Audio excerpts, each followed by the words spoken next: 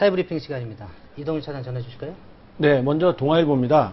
그 학교에서 그 학생들의 인권을 강조하기 위해서 학생 인권 조례가 서울시 교육청에서 만든 게 있는데요.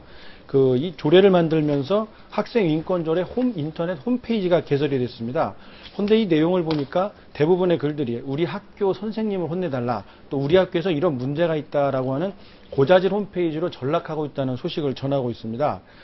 내용을 살펴보니까 상당수는 그 생활지도에 불만을 품은 학생들이 일방적으로 주장을 펼치거나 심지어 사실이 아닌 경우도 적지 않았다고 합니다. 하지만 교육청에서는 이런 글들에 대해서 학교를 지도하겠다, 선생님들에게 경고하겠다, 이런 내용들을 게시하고 있어서 문제가 아니냐는 지적을 하고 있습니다. 하여튼 이게 뭐 교육이 이루어지는 공간인데 이게 좀 학생 선생님을 고발하고 또 교육청에서 선생님을 한번 잘못했는지 조사해보겠다는 게 좀 천천히 이해가 좀 안 갑니다. 그렇습니다. 뭐 이런 글들은 사실 해당 시 교육청이나 구청에도 마련된 이런 게시판을 이용해도 얼마든지 할 수 있는데 굳이 이런 것까지 만들어서 하고 있는 배경이 무엇인지 좀 궁금하게 하고 있습니다.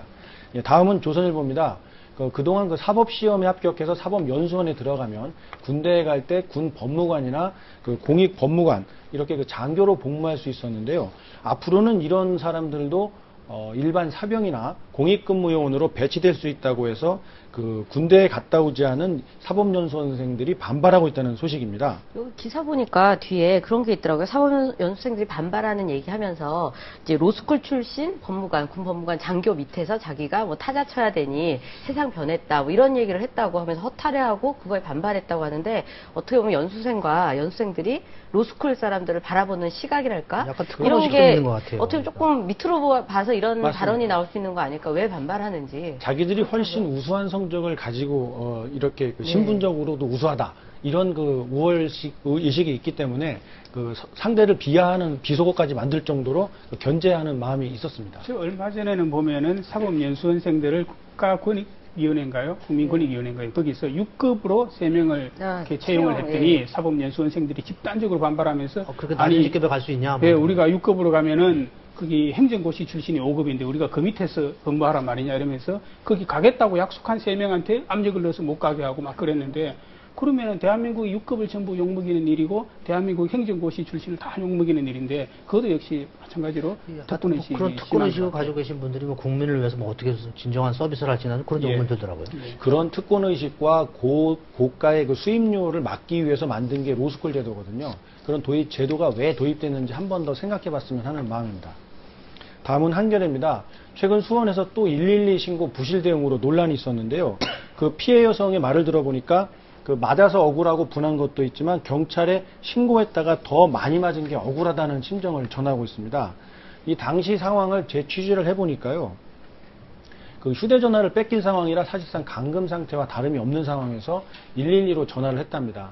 그리고 해당 유선 전화기가 통화 기록이 남는 전화기였기 때문에 112로 신고했던 내용까지 지울 정도로 여성이 상당히 불안에 떨고 있었는데도 불구하고 경찰이 확인 전화를 거는 바람에 이 여성이 5일 동안이나 더 갇혀 있으면서 폭행을 당했다고 합니다.